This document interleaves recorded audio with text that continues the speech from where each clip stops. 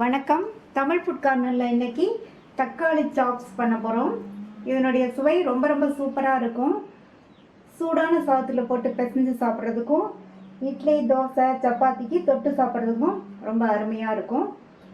இப்போ இந்த டேஸ்டான சாப்ஸை எப்படி பண்ணுறதுன்னு பார்க்கலாம். 6 மீடியம் சைஸ் தக்காளியை வாஷ் பண்ணிவிட்டு இந்த மாதிரி 4ஆக கீறி வச்சுருக்கேன். தனித்தனி துண்டுகளாக கட் பண்ணாமல் இந்த மாதிரி கீறி வச்சுக்கணும். கீரி நம்ம வதக்கினாதான் தக்காளியோட உள்பக்கமும் நல்லா வதங்கும்.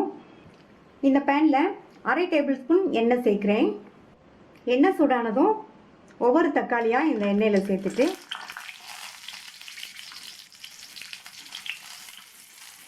ஸ்டவ் லோ மீடியம் ஃப்ளேமில் இருக்கட்டும்.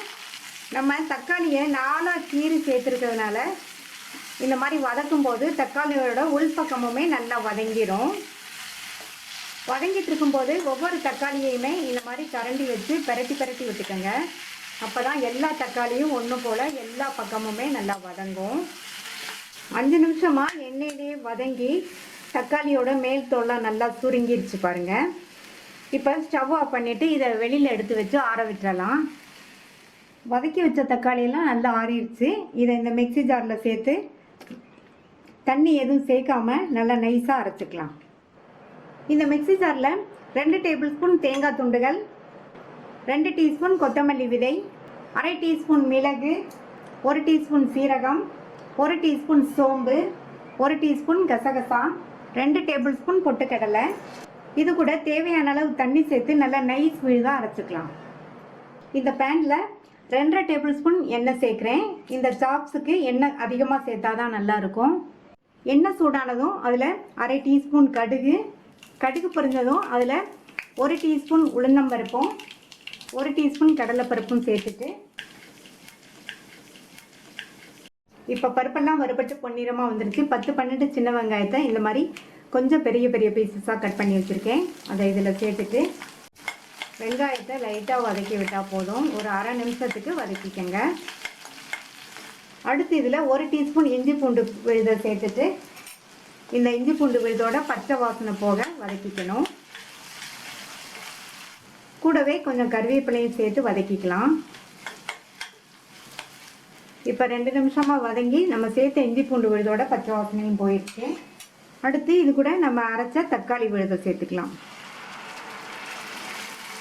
மிக்ஸி ஜாரை கழுவி இது கூட 1/4 கப் தண்ணி மட்டும் சேர்த்து நல்லா ஒரு தடவை மிக்ஸ் பண்ணி விட்டுருங்க. இது கொதிச்சு வரட்டும். கொதித்ததும் 1/4 டீஸ்பூன் மஞ்சள் தூள், மிளகாத்தூள் 1/2 டீஸ்பூன் சேர்த்துக்கங்க. அடுத்து இது கூட இந்த சாப்ஸுக்கு தேவையான அளவு உப்பு சேர்த்துட்டு நல்லா ஒரு தடவை மிக்ஸ் பண்ணி விட்டுருங்க.